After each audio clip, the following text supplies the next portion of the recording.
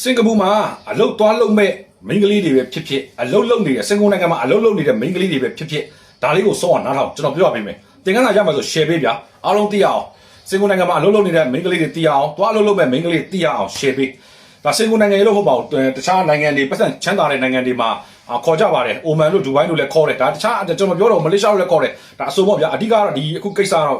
့စင်ကာပူနိုင်ငံမှာ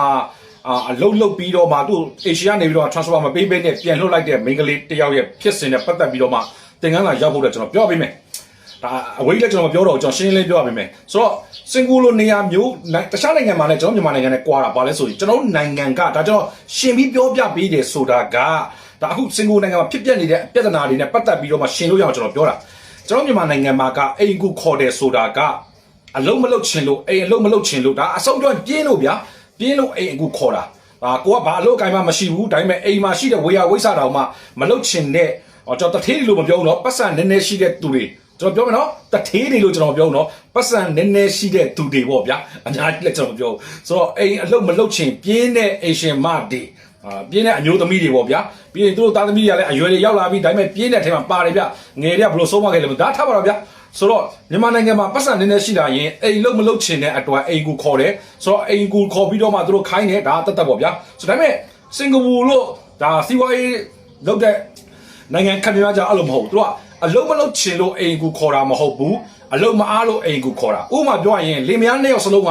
လုံးလောက်တာများတယ်ဆိုတော့သူများနိုင်ငံမှာအိမ်ကူခေါ်တယ်ဆိုတာလင်မယားနှစ်ယောက်လုံးကအလုံးလောက်ကင်တယ်လောက်ကင်တဲ့အခါမှာသူတို့အိမ်မှာရှိနေတဲ့သူတို့ရဲ့မျိုးဆက်တစ်ကလေးတွေဒါမှမဟုတ်သူတို့ရဲ့မိဘတွေဒါစင်ကာပူနိုင်ငံမှာကတော့သူတို့ကအလုပ်သမားအခွင့်အရေးအများကြီးရှိတယ်နော်သူတို့အလုပ်သမားအခွင့်အရေးထက်ဘောင်ထက်ကြုံလွန်ပြီးတော့မှခိုင်းလို့လည်းမရဘူးဒါပေမဲ့သူကခိုင်းတာတော့ခိုင်းတယ်ဗျာသူတို့ပေးရတဲ့ငွေရဲ့တန်ကြေးပေးပြီးတော့မှသူတို့ခိုင်းတယ်ဆိုတော့တန်ကြေးတော့ပေးပြီးတော့မှခိုင်းတယ်ဆိုတော့ကိုလုတ်တဲ့သူကလည်းသူများနေရာမှာစေတနာပပလုတ်ဖို့အတွက်လိုအပ်တယ်ဆိုတော့အဲ့တော့လင်မယားနှစ်ယောက်လုံးကအလုံးလုတ်ကင်တယ်မအားတဲ့အတွက်အိမ်ကူခေါ်တယ်ဆိုတော့အိမ်ကူခေါ်တဲ့ခါမှာအိမ်အကူကအိမ်မှာကြံခဲ့တယ်သူတို့တွေကအလုပ်သွားတယ်ဆိုတော့အိမ်မှာရှိနေတဲ့ကိုယ့်ရဲ့ကလေးတွေပြီးရင်ကိုယ့်ရဲ့အမေအဖေတွေကိုကြည့်ရှုစောင့်ရှောက်ဖို့ရအတွက်အဓိကကသူတို့ရဲ့ခံစားချက်ကိုနားလည်ပြဖို့လိုအပ်တယ်အဓိကသူကအကုန်လုံးကိုဒီအိမ်ကူရှိမှမျက်နှာလွှဲပေးရတာဆိုတော့မျက်နှာလွှဲပေးရတော့အကုန်လုံးကိုဒီအိမ်ကူရှိမှအနံထားတဲ့အခါမှာကြာတဲ့အခါမှာအိမ်ကူတွေရဲ့စီကံချိုးဖောက်မှုတွေကများလာတော့သူ CCTV တွေတက်ကြတယ်ဆိုတော့ဒါတော့အခွင့်အရေးချိုးဖောက်တယ်လို့ပြောလို့မရပါဘူးဒါအိမ်မှာဒါတခိုးလုံးချုံရင်းပဲရှိပြီဒါ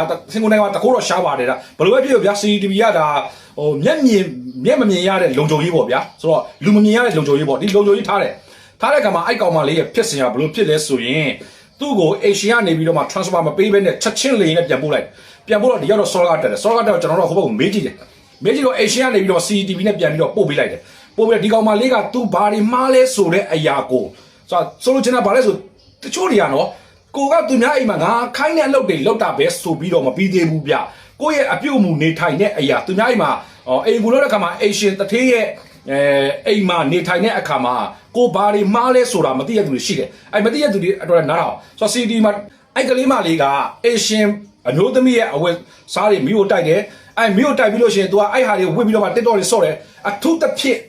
စင်ကာပူနိုင်ငံမှာအဲ့ဒါဒီစီကန်းနေအေရှင်တွေလုံးဝမကြိုက်ဘူးအဲ့ဒါအခုစင်ကာပူနိုင်ငံမှာအလုပ်လုပ်နေတဲ့သူတွေပဲဖြစ်ဖြစ်အခုအလုပ်သွားမဲ့သူတွေပဲဖြစ်ဖြစ်တခြားတော့လုံးဝမကြိုက်ဘူးသူတို့အဝတ်စားတွေဝစ်ပြီးတော့မှအဲ့လိုလုပ်တာလုံးဝမကြိုက်ပြီးရင်တက်တော့တွေဆော့တယ်ဒါပေမဲ့အေရှင်ချင်းတော့မတူဘူးအများသောအားဖြင့်သူတို့ကလေးတွေကို social media မှာတင်ပြီးတော့မှတက်တော့ဆော့တာမကြိုက်ဘူးဒါတချို့လဲဆော့တယ်ဒါပေမဲ့အေရှင်လက်ခံတဲ့အိမ်ကတော့ရှိတယ်တချို့အေရှင်ကလက်မခံတဲ့သူတွေများတယ်ဆိုတော့အဲ့ဒါလေးတွေစင်ချင်းမှာဆိုတော့ဘယ်လောက်ထိဆိုးလဲဆို CCTV နဲ့ကြည့်နေတဲ့အခါမှာအဲ့ကလေးမလေးကဖုံးသုံးတယ်ဖုံးသုံးနေကလေးကအောက်မှာဆော့နေတယ်အောက်မှာဆော့ကလေးကသူ့ခြေတွေခြေထောက်တွေကိုတော့ရက်နေတာဗျာသူကစိန်နဲ့ဖုံးကြည့်နေတာသူကကလေးဘိုက်စာလုံးနေမှာဗျာအဲ့လိုကိစ္စတွေကိုသူကလက်ဟင်းနေဗျာလင်းတော့အေရှင်ကအကုန်လုံးကိုဗီဒီယိုမှတ်တမ်းတင်ထားတယ်ကျွန်တော်ထင်တာတော့တချို့အေရှင်တွေကဗျဆော်ရကမတက်ဘူးဒါပေမဲ့သူတို့မကြိုက်ဘူးဆိုလို့ရှိရင်သူချက်ချင်းပြန်ပို့တယ်အဲ့ကလေးမလေးအဲ့လိုပဲပြီးတော့ဗာလဲဆိုရင်ရေတွေကိုဘုံမော်လောသုံးတယ်သူအကုန်လုံး record ယူထားတာအဲ့လိုဘုံမော်လောသုံးတဲ့သူတွေကိုလည်းမကြိုက်ဘူးဆိုတော့အဲ့ကလေးမတွေကအေရှင်မရှိဘူးဆိုအေရှင်ရဲ့မိသားစုရဲ့အိယာခန်းတွေကအဝတ်စားတွေဝစ်တက်တော်တွေဆော့အထူးသဖြင့်သူတို့ကလေးတွေကိုခြေထောက်ကိုကလေးကရှာနေရနေရတော့ဘိုက်ဆောင်လို့ရနေရဖြစ်မှာအဲ့လောက်တိအောင်သူကလှုပ်တဲ့အတွက်ဟိုကနေပြီးတော့သူ့ချက်ချင်းပြန်ပို့လိုက်ဒီကတော့ဆော်ကားတက်တယ်ဆော်ကားတဲ့ဟိုဘက်မေတော့ဟိုဘက်ကနေတော့ CCTV တော့ပို့ပေးလိုက်တယ်ပို့ပေးလိုက်တော့ဒီကလေးမလေးပြတဲ့ခါမှာဟုတ်တယ်သမီးမှားပါတယ်ဆိုလို့ဝင်ကန်ကဲဟုတ်ပြီကျွန်တော်အများကြီးတော့မပြောတော့သူများဒါပို့ကိုကိစ္စဖြစ်တဲ့အတွက် ဆိုတော့ကျွန်တော်တို့နိုင်ငံလူမျိုးအိမ်ကူခေါ်ရဲဆိုတာကအလုံးမရှိလုပ်ချင်လို့သူတို့အိမ်ကူခေါ်တာမဟုတ်ဘူးမျက်နှာလွှဲလို့ရအောင်အိမ်ကူခေါ်တာဒါကြောင့်မို့လို့သူတို့ကအလုပ်ရှုပ်တယ်ကိုယ်မျက်နှာလွှဲလို့ရအောင်အိမ်ကူခေါ်တဲ့အတွက်ကိုကစိတ်ချရတဲ့ပုံစံမျိုးနဲ့လုပ်ပါမြန်မာနိုင်ငံသားတွေအနေနဲ့နာမည်ပြတ်ဖို့အတွက်လိုအပ်တယ်မြန်မာနိုင်ငံသူတွေပေါ့နော်ဘာဖြစ်လို့ဆိုရင်သူတို့ရှိမှလည်းအိမ်ကူခေါ်မဲ့သူတွေအများကြီးအာဖရိကဘက်ကလည်းခေါ်တယ်ဒါဖိလစ်ပိုင်တို့ဗီယက်နမ်တို့ကမ္ဘောဒီးယားတို့အများကြီးပေါ့ဗျအဲ့ဒီထဲမှာကျွန်တော်မြန်မာလူမျိုးတွေ record ကောင်းမှုတွေလိုအပ်တယ်ဒါကျွန်တော်သင်ခန်းစာပေးတာပါကျွန်တော်အများကြီးလည်းမပြောချင်ဘူးဒါဒီကလေးမလေးနာမည်လည်းကျွန်တော်မပြောဘူးဆက်လက်ပြီးတော့မှသင်ခန်းစာလေးတွေနောက်နေ့မှာကျွန်တော်ပြန်ပြီးတော့ဝင်လာပေးမယ်အားလုံးပဲ channel တိုင်း share ပေးကြပါတခြားသူတွေသိရှိအောင် share ပေးကြပါလို့ကျွန်တော်ပြောပေးချင်ပါတယ်ဗျာ